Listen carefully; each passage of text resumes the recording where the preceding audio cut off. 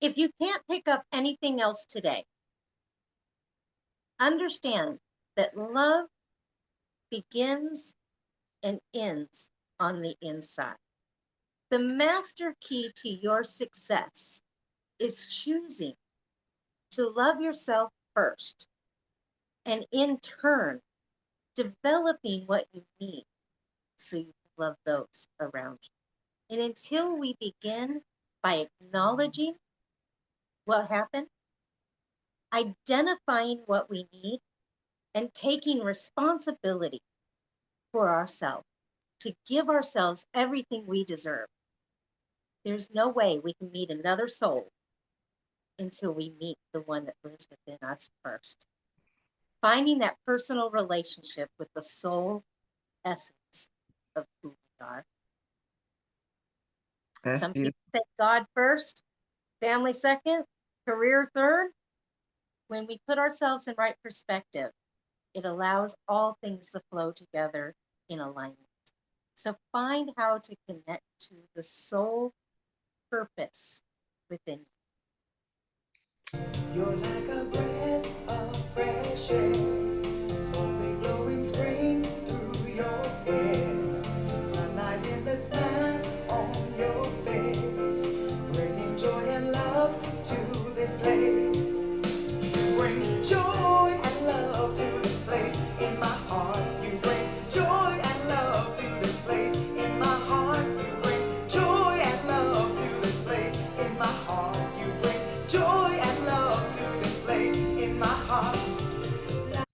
Hello, I'm Carol B. Brown Jones, and welcome to GG United by Love, our home for practicing love in actions. That's with the S on the end, by choosing love in every action. GG stands for grandmothers and their girls, and that includes daughters, daughter in laws, granddaughters, grandsons too, your family and your friends. If you're here, you belong here, and you are welcome. This is where we gather to share stories, wisdom, and reflections about life, love, and legacy across generations. If this speaks to your heart, I invite you to subscribe here on Substack and stay connected with our community. I am glad you're here.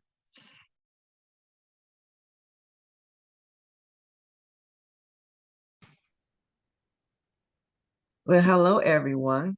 Thanks for being here. Of course, today I have another beautiful soul for you to meet, and she's going to share her stories, and I'm sure you're going to be inspired to get creative and to do many things that you may not have thought about doing before just because you see someone else doing something positive, and that's going to influence you. So today I'd like you to meet Darla Williams. Hi, Darla. Hey, Miss Carol, thank you for having me on the show. I'm so happy to have you. You had me on your show, and I appreciate that. That's the way podcasts work. We have each other and share on each other's platform. That's the beautiful thing. Yes, it is. So, Darla, tell us a little bit about little Darla. Where did little Darla grow up, and what did you want to be when you grew up? Little Darla. Little Darla really bounced around a lot.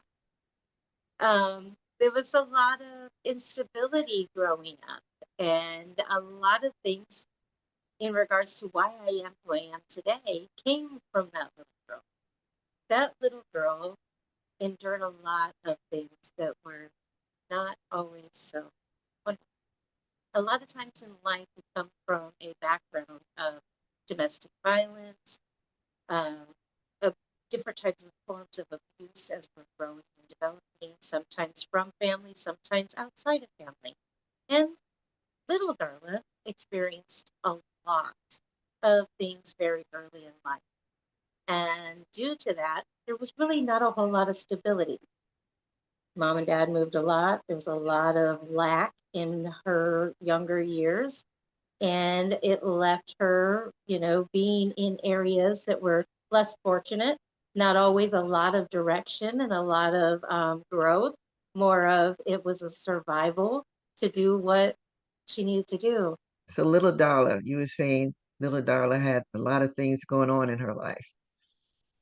And where we dropped for the moment, we're coming back in, is I was stating that little Darla spent a lot of time raising her family. And a lot of times in life, sometimes some people actually come from that, where there isn't a lot of direction and they're just finding their way, which led me to a world of creativity because I needed to become creative in those circumstances. So that's where Little Darling started, learning how to overcome pain and become creative in it. Beautiful. So is that painting behind you one of yours? That one is actually from someone from when I was a child. I've gotten to meet up with her, someone in a church, a pastor's wife that I knew when I was 8 years old.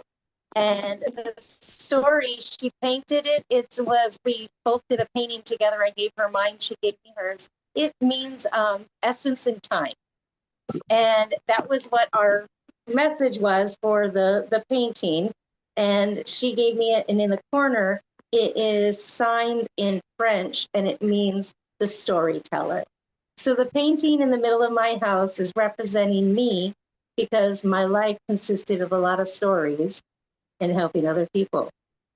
Okay, that's a beautiful thing to have hang it in your wall, something that represents you and your story. That's beautiful. I like that, all the different leaves. So I know you're painting too, so is that what you picked up when you were younger to start painting? One of the many things I picked up. Creative arts became my expression. Through a lot of therapies and different things when I was growing up and developing, I needed an outlet for expression. I had a lot of frustration, a lot of anger, a lot of hurt, and a lot of pain that I was carrying. And what I learned was I could express myself through creative arts.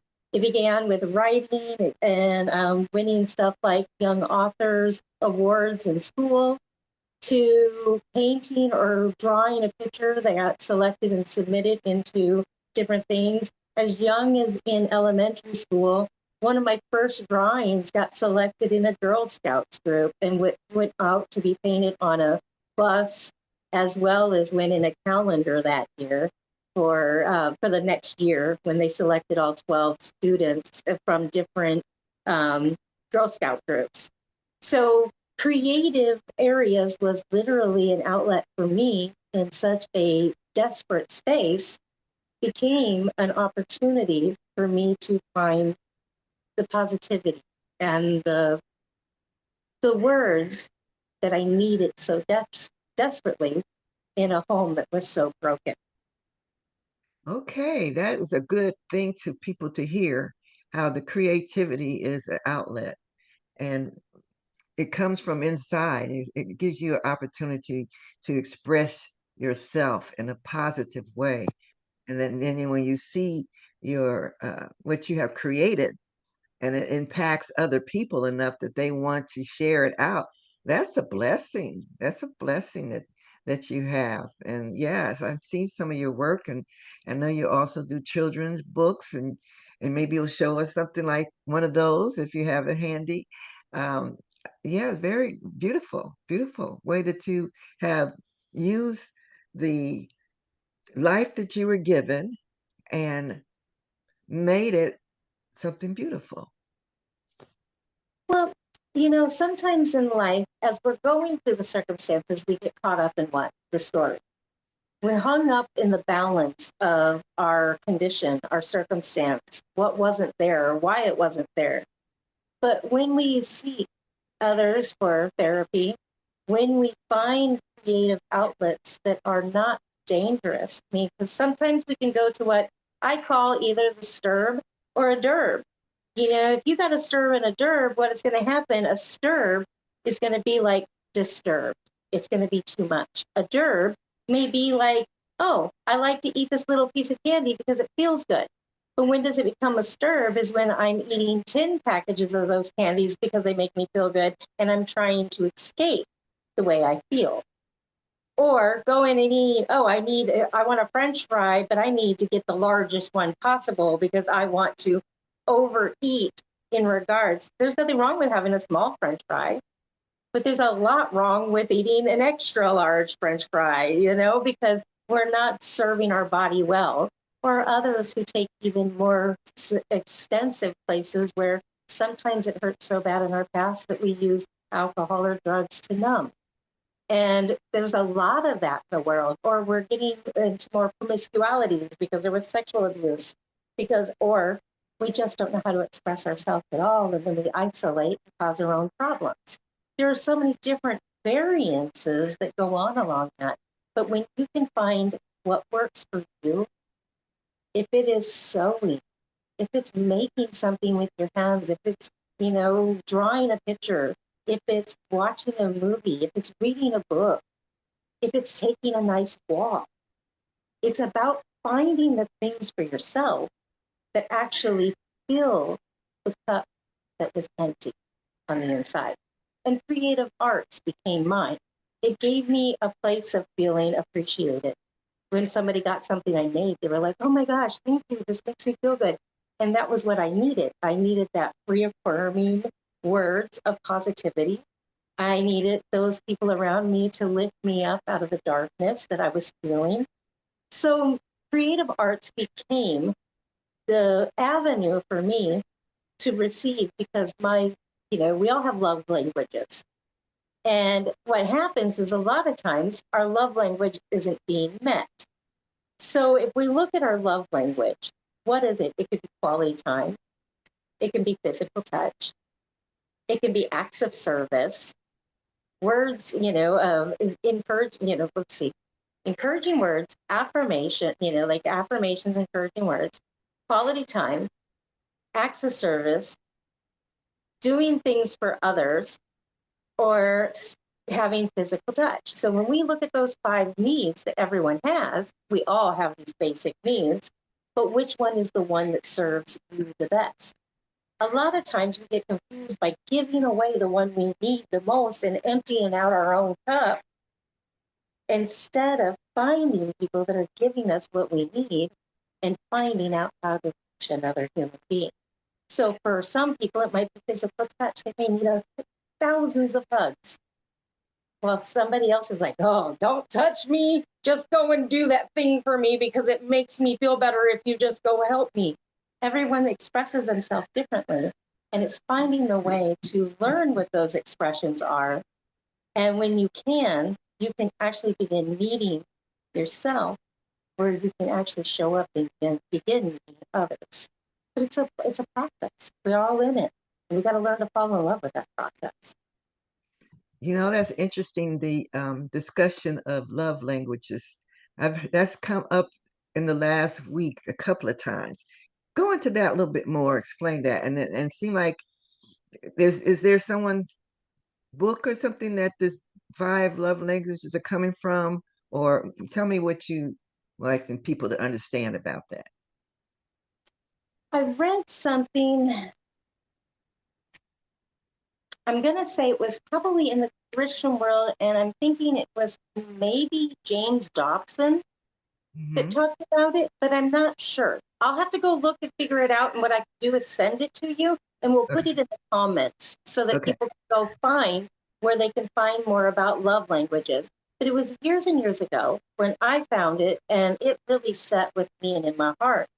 And what happened was, is as I was learning about myself, I realized I needed a lot of encouragement. Because of the brokenness in my younger years, I didn't have a lot of belief in myself. So I had to learn how to give myself what I needed the most. I was walking around life with a cup wide open going, can you please pour some good words into me because no one else has? I mean, and not literally, but that was the implication of what I was doing by my actions. I was begging the world to meet me in really, really desperate places. And what it was is I didn't have any self-belief because I never had anyone build that belief in me when I was in my early development. So I had to later on realize, and the self-love, not the self-love, but the love languages is what helped me years and years ago to realize we all have a cup. We all have a tank on the inside of us. And everyone's level is if I went 1, 2, 3, 4, 5, and we have 5 different love languages, being anywhere from physical touch, acts of service, gift giving, quality time, and affirmations or encouraging words. So physical touch, encouraging words, those 5 different ones. What happens is in that, if I put those down in a list, so if you wrote 1 through 5 right now, well, don't write 1 through 5 yet, but if you wrote these 5 things, physical touch, encouragement, quality time, acts of service, and gift giving, you write those 5 down. Then you go next to it on the margin and you write, what is the one you need most? That is your one you put 1. That's your priority. And as you go 1 through 5 through all of those, you realize some of those things are not a priority. Receiving gifts for me is, yeah, okay, great. I don't need them. But if I have somebody who's giving me positive words and words of encouragement, and I have quality time with someone, and I'm actually spending that time, it doesn't matter. We could just be living in the same room, breathing the same air, and just being around somebody and having those words that come to me periodically about, do you know how much I love you? Do you know how wonderful you are? If people said those things more often, my tank on the inside begins to fill up. But we have to also pay attention. Just because that's what we need, a lot of times we go to what we know. We know what we need, so we start giving it away. Oh my gosh, I love your hair. Oh my gosh, walking down the road and you see somebody's boots and you're like, those are the best boots. And you start saying things to other people because you know that they need encouragement because you do. But they actually might need an act of service. They may need a quality time. They may actually need someone who does something for them to make them feel loved. But until we learn how to fill our own, we can't even begin to understand how to fill somebody else's. So love really does begin on the inside. And when we understand that when we love ourselves first, then we're not in wanting. And when we're not in wanting, we have more of ourselves to give to another. Thank you. Thank you. Thank you. That's great. So let's come to the current time. You've given us an idea of what you feel like and what you think and what you teach. What are you doing now with other people? So Just I do a little bit of, well, I do a couple different things. Because I'm an author and an illustrator of children's books, I set up different things and go around and I do opportunities where I read to kids and other things like that. And I do book signings and things like that in different arenas. I also, because of coaching, being an intuitive transformational life coach, I spend a lot of time spending time with people going through what I once went through. So I am a really specializing in trauma. I spent a lot of time in trauma, and I think that there's not enough people that want to serve those who have gone through trauma because it is so overwhelming. Trauma is a very scary place because there are a lot of illusions that happen on the inside of us from all the different levels of pain. And because of that, it's hard to reach the core person when they're still in the middle of being mentally still in the pain. So they've got these stories and all this stuff and all these things. And God gave me a gift to see the person through the pain.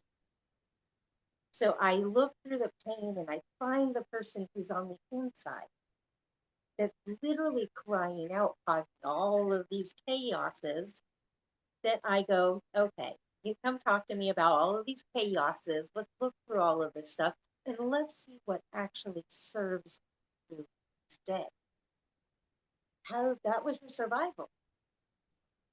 That's how you got it there. This is how you got here. And absolutely every one of those stories are so important because that's what made you. Right. But how do we begin taking you from survival to thriving? From surviving to thriving. How do we move across that space and time? You know, it's like looking at life and seeing the word unknown on the whiteboard, and then a whole lot of squiggles in the middle. And on the other side of the whiteboard, here we are in life going from what we don't know to what we do know. It takes a process. And what happens is a lot of times we get frustrated, angry, and irritated in the process because we want to know what we don't know yet. So let's say you spent your entire life suffering from one trauma to another trauma to another trauma, and then all of a sudden found your way out, and you're sitting and you're looking at everything, and you keep going back to ways that, okay, well, I know if I go and work myself to death, I can get where I'm going. If I go and do this, I know I can do. If I hide over here, I can find this. If I go to this shelter, I can go and get that. If I do this is going to happen. But that was the acts of getting to safety. So when you have this frustration and this irritation living on the inside going, but I just need to know. I'm just trying to get there. Can't anybody help me? And this is where we have to come in and find out what is the fact. What is it that you really want? Why do you want it? You cannot get to where you're going until you know the path to get you. Now, that means that we have to work on facing every single thing that comes up. So we create the full idea of, we have the end picture, what we want to attain. But we're now just coming out of the pit of all of this despair, and we're just landing on the land, and we just crawled to the oasis, and we're taking the drink in the green grass and the wonderful of bounty of streams of water, and we're taking our first drink from surviving. But we don't even know where to take the next step, and then we turn around to go take it, and we realize there's a whole other mountain to get to Zion. Because when we got to come out of the pit of life to get back to safety, we have a whole nother thing to climb to get there again. And then because we're already tired and we don't know the directions, because the directions we knew was survival, we don't know the directions of thriving.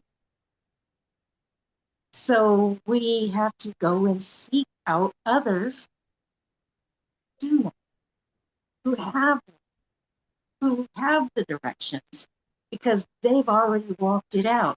And sometimes that place can feel frustrating. That's where the squiggle line comes in between the unknown and the knowing. And trusting that place in the process can be absolutely unbearable when you have come from a life that didn't allow you to trust.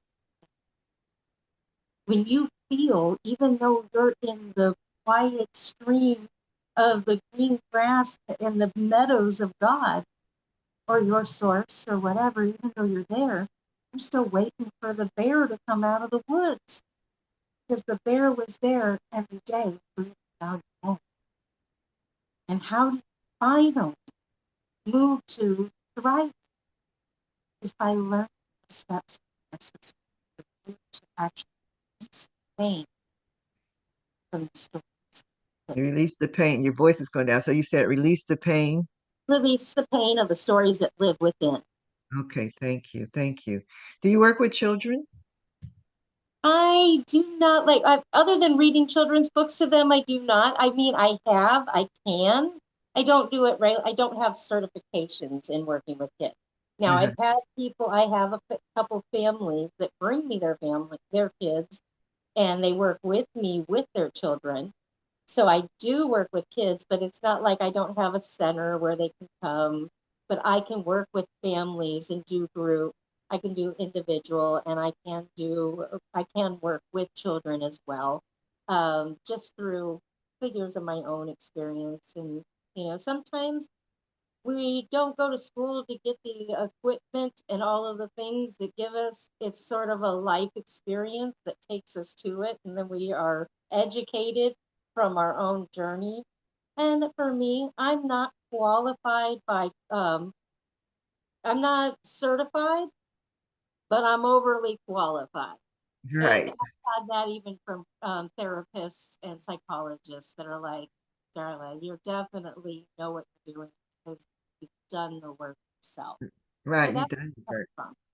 That's beautiful. So tell us what you do. I know you have a podcast.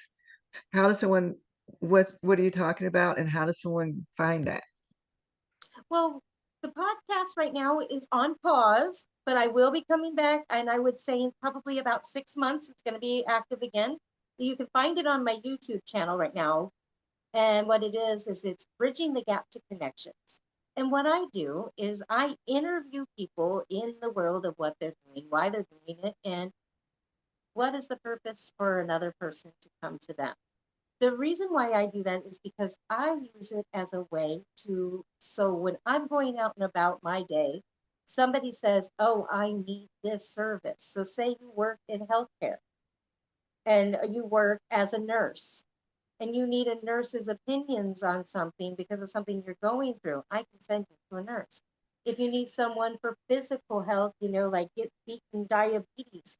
I know a lady who was in the medical field who wrote a book that is on the top of the charts in books on dealing with crushing cravings before diabetes crushes you. Or and then I know other people who are doing self-love and working with the kids like yourself. You've got your GGs and your babies, United by Love. and then you have this podcast as well where there are others who are out there sharing other people as well as there's just a multitude of different people who come through and they walk in different worlds of life, from television to radio to working every day, working with people every day, to other coaches, mentors, and it doesn't matter what it is, athletes. Um, I just find people and I share who they are because too many times in life, people are unseen, unheard, and misunderstood.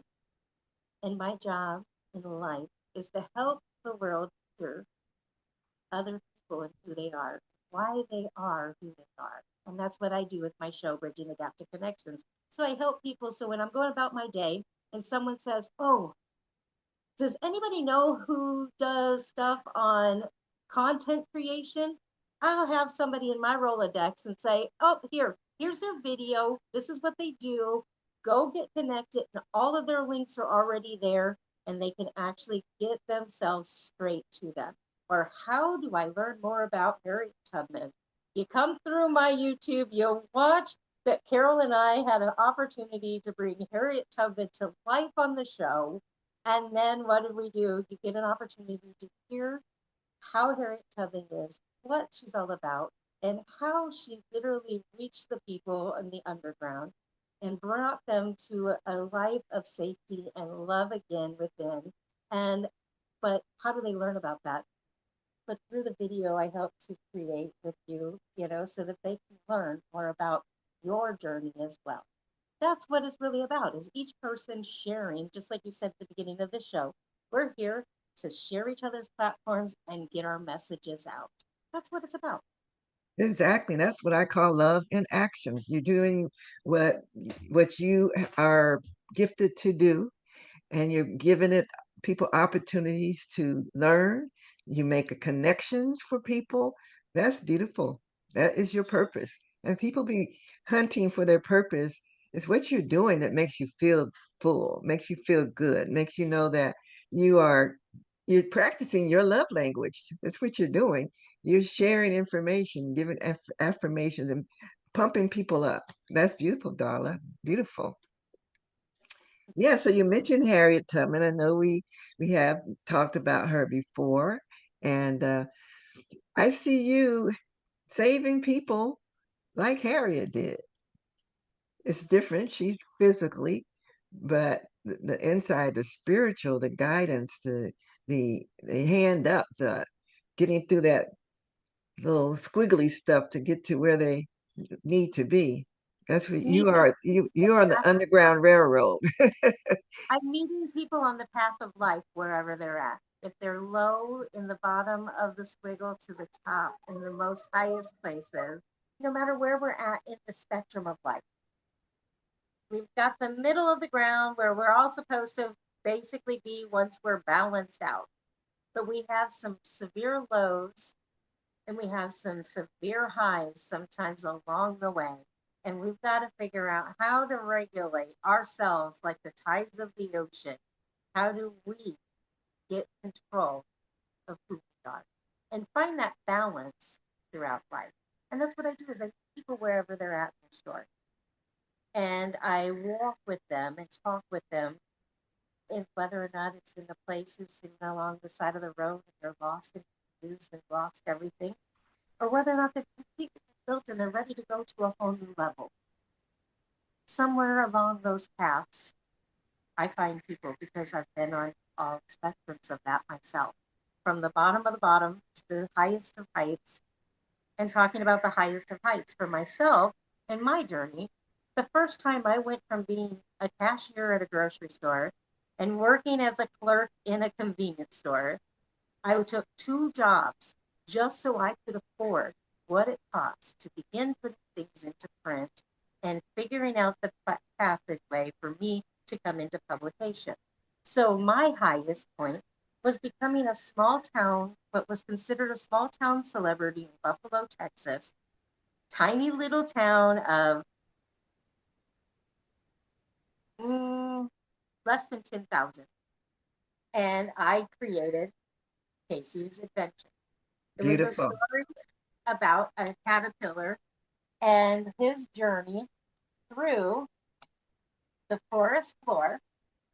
And it was about the sights he sees, the sounds he hears, and the friends he makes along the way, which led me to book two. And book two brought us to Sammy, a banjo playing snail out in the middle of the forest where he wasn't so much understood because, like most kids, Mom and Pa don't like our music all that much. So he went out to the rusted out canyon in the old oak tree and decided he wanted to play music.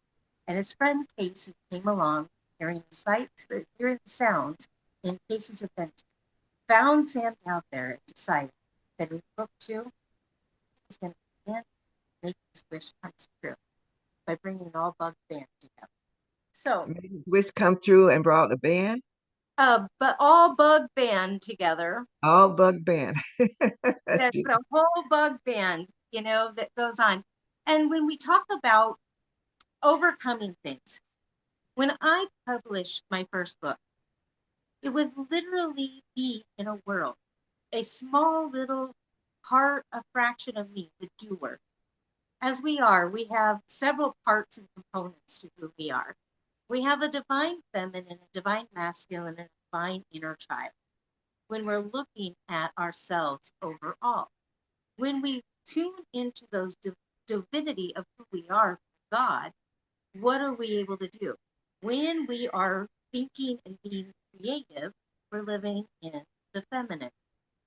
When we move to the masculine, it's the doing, doing, doing. It's getting up and going to work, tending to the details, making sure everything's done. But when we're finished coming up with the idea and then doing the work, we have this bright, exciting little inner child who comes to life and says, "Oh my God, look what I did."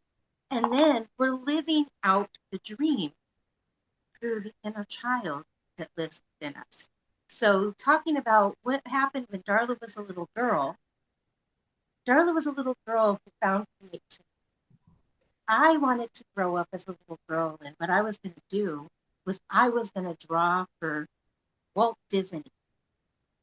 That was what I knew as a little girl. I wrote little stories everywhere I possibly could. Even before I actually wrote, I put squiggles, and I would fill notebooks with squiggles and take them to my mother and be like, read my story.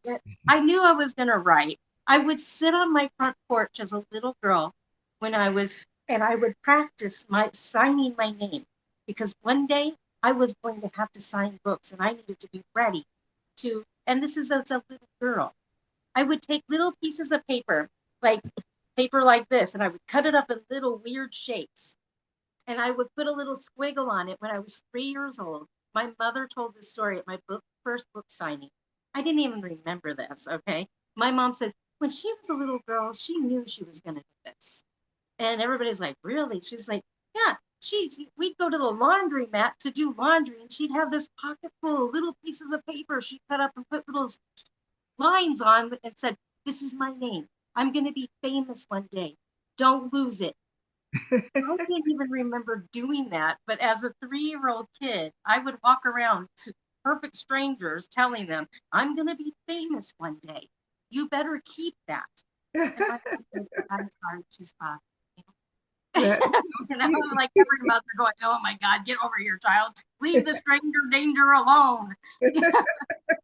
that is a cute story.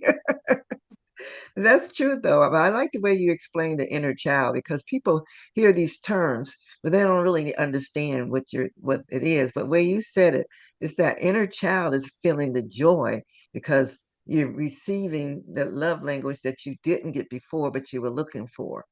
And it's that all of us have that inner child that is developed early on. And what they say, by age 7, child pretty much is set in their thought process and in the environment and pretty much the way they're going to be going. And we carry that with us along the way.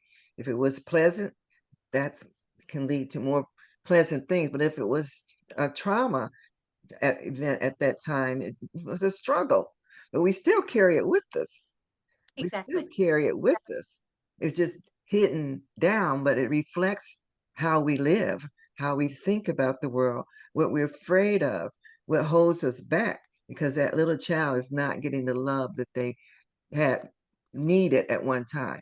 But we can still feel that. We can still get that, right? We can still Right. get that As we love. grow up, we realize that once we come to realize what we lacked in the growing and the development as an adult, as unfair as it really is. So I don't want people to think, oh, so now I just got to go take care of it.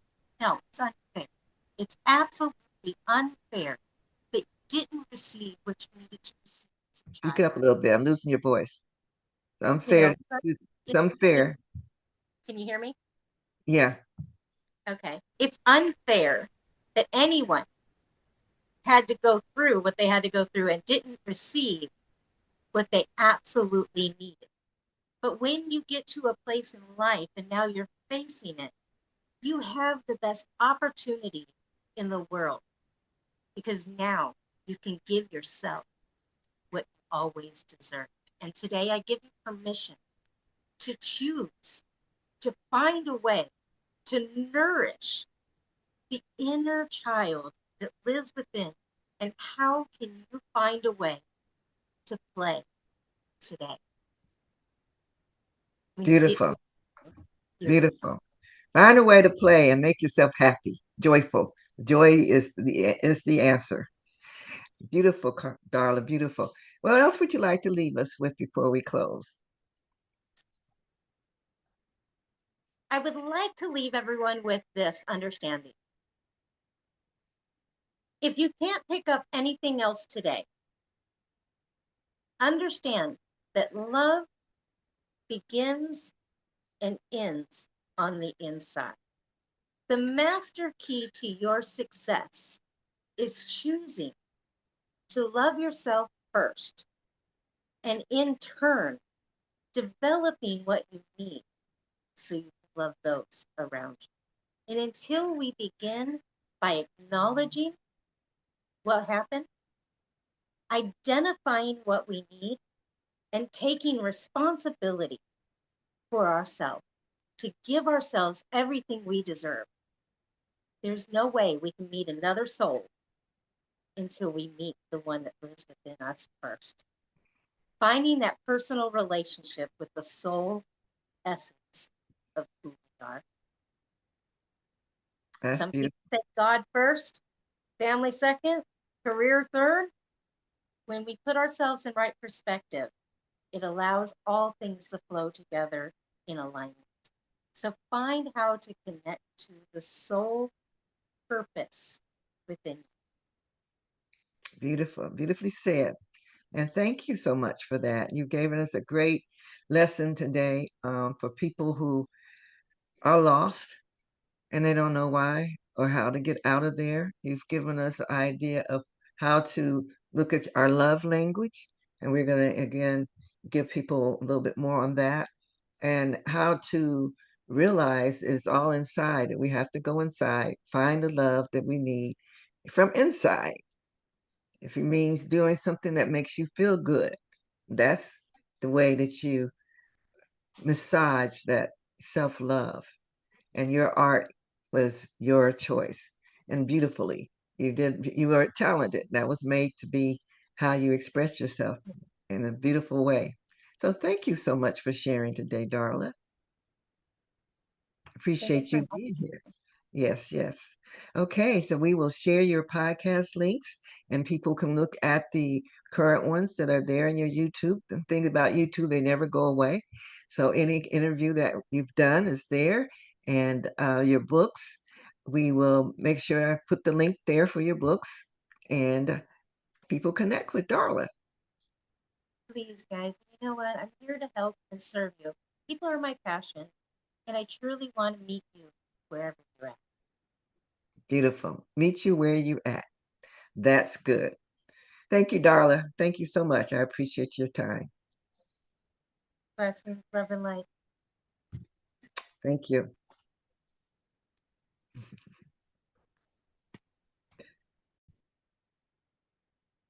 Well, Darla gave us something to think about, right? And I hope you are thinking about it.